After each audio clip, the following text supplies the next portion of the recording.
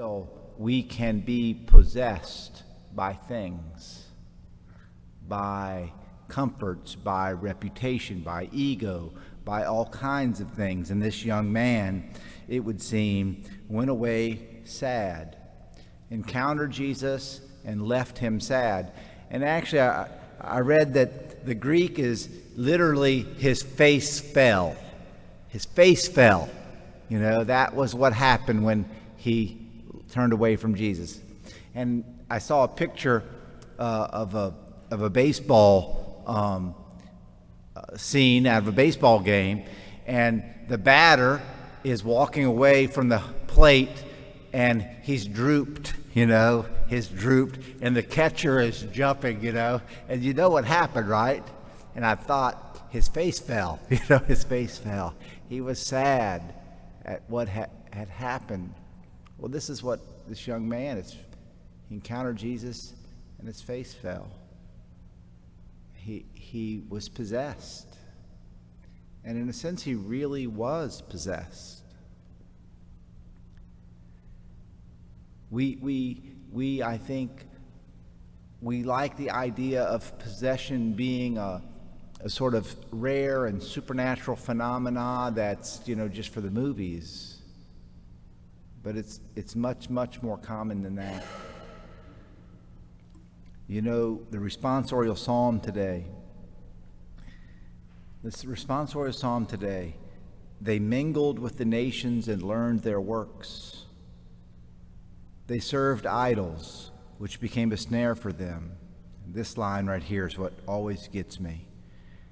They sacrificed their sons and their daughters to demons. They sacrificed their sons and daughters to demons. What demons do you think they were sacrificing their sons and daughters to? Somebody mentioned this to me a few years ago, and it was one of those conversations that went into my ear and straight into my heart, and it really hasn't left me. He said, we have so many people now that are possessed by the demon of sterility. That's their marriage. It's sterile. Their marriages are sterile.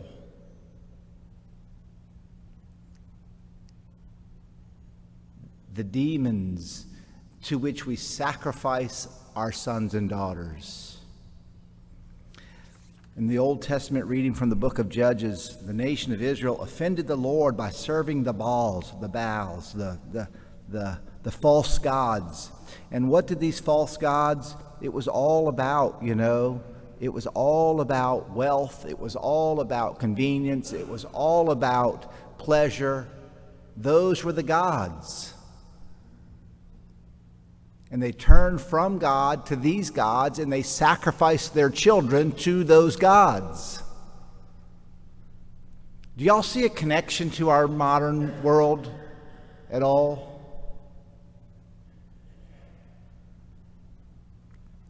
There's nothing new under the sun. So we pray to be freed from the possession of these demons.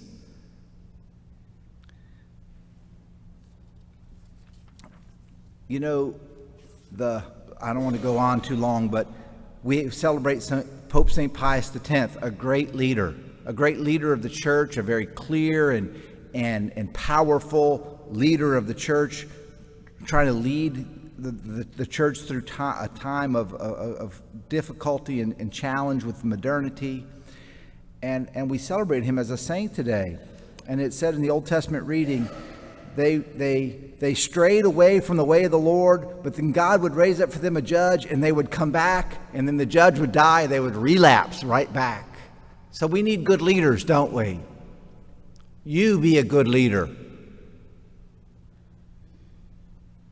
You be a good leader in your family. Be a good leader in your home. You be a good leader among your friends and neighborhood. I'll do my best to be a good leader here. And we'll pray for our president and our senators and our judges and our congressmen and our pope.